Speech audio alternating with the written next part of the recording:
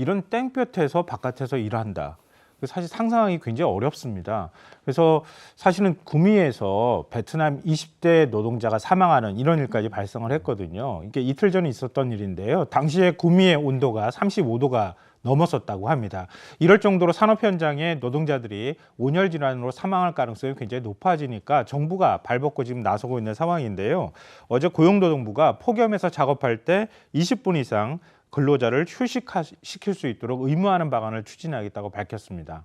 근데 희생자가 생겼잖아요. 네. 그래서 이게 조금 늦은 감이 있지 않나 싶기도 한데요. 근데 원래 당초 이미 지난달부터 이 방안이 시행될 예정이었어요. 네. 근데 벽에 가로막혔는데요.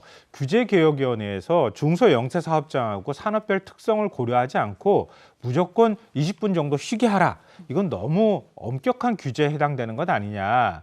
이게 특성을 고려해가지고 산업별로 판단할 수 있도록 일종의 가이드라인을 만들어줘야 되는 것 아니냐. 이런 판단을 했던 거예요. 그러니까 강제 조항이 안 됐던 겁니다. 그러니까 고용노동부가 이 권고를 받아들여서 일종의 가이드라인으로만 제시를 했던 건데요. 그런데 민주노총에서 굉장히 많이 반발을 했습니다. 20분 이상 휴식 의무 없이 단순히 폭염 예방 조치를 권고하는 행정은 한계가 있을 수밖에 없다. 이런 지적을 했던 건데요.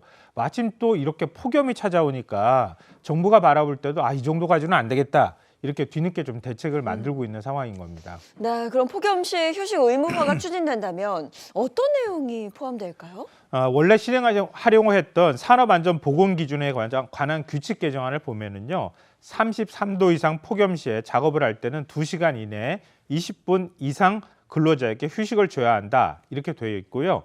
만약 이걸 어길 경우에는 5년 이하의 징역 또는 5천만 원 이하의 벌금에 처할 수 있도록 되어 있습니다.